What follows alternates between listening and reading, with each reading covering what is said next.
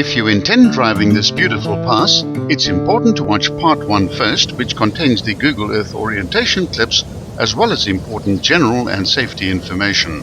From the summit signboard, the muddy sidetrack can be seen leading off to a small quarry, and a small building with a green roof appears along the ridge a few hundred meters away. The best views from this intersection are towards the south, where you'll get perfect views of the long climb that you've just completed. The road now heads northwest and remains almost flat, but it's actually still ascending very gently, and the true summit is reached about 100 meters further at 2,170 meters. The road follows an easy S-bend, following the contours of the ridges, and at the 4.8 kilometer point, a jagged ridge with steep cliffs can be seen ahead. Here the road sweeps through a sharp left-hand bend, and the descent gradient suddenly increases to 1 in 16. From this vantage point, the views to the north begin to open up, revealing a wide sweeping panorama of hills, cliffs, rivers and waterfalls. It is truly a breathtaking scene. Some of the unique weathered sandstone formations have been given special nicknames by the locals. There are many places to stop for photographs, but almost no formal laybys have been provided. This shouldn't present any problems, as you're unlikely to see another vehicle on this road. The best places to stop are on the apex of the corners. The road now heads into the west-southwest for 1 kilometer as it descends along the northern side of the main ridge on your left. Far below in the Telly River Valley, tiny white dots are visible, which are the houses of the locals. The gradient gets steeper halfway down this section, reaching 1 in 14. The best tourism opportunities are found on the southern side of the pass. Hidden in the tranquil valleys of the Witteberge, the remote mountain farms of Wartrail and New England provide the perfect antidote to the stresses of city life.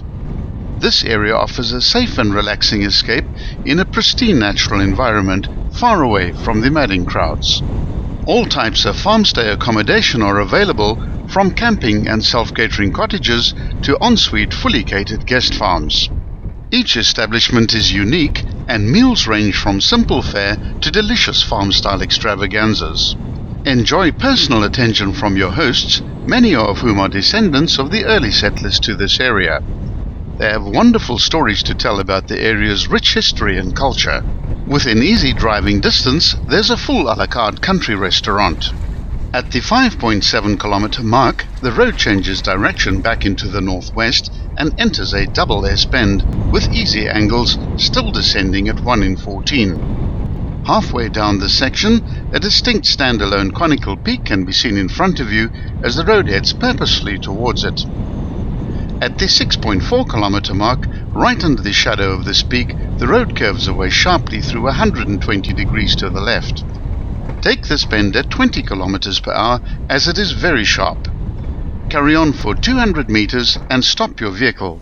This is probably the very best view you'll get anywhere on this pass. Directly ahead, about 700 meters distant, a small waterfall can be seen cascading down a ravine.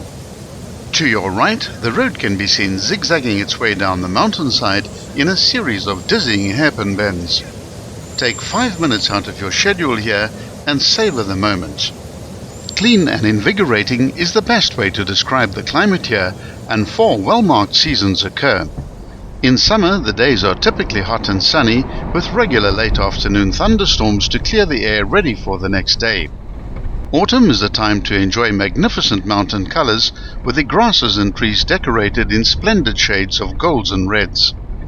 At the 6.8 kilometer mark, the road reaches the first hairpin bend. It goes through a very sharp radius with a full 170 degrees, changing the heading back towards the standalone conical peak.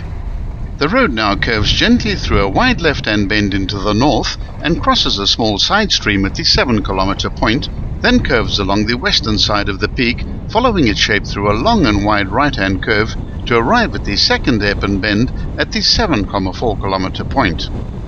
This hairpin is even sharper than the first one and completely inverts the heading into the south-southwest, and the waterfall can once again be seen ahead of you about 1.5 kilometers distant.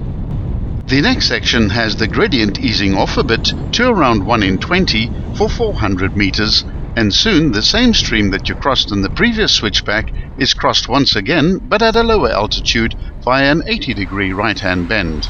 Be sure to watch part 3 of this video series, which covers the lower half of the northern descent.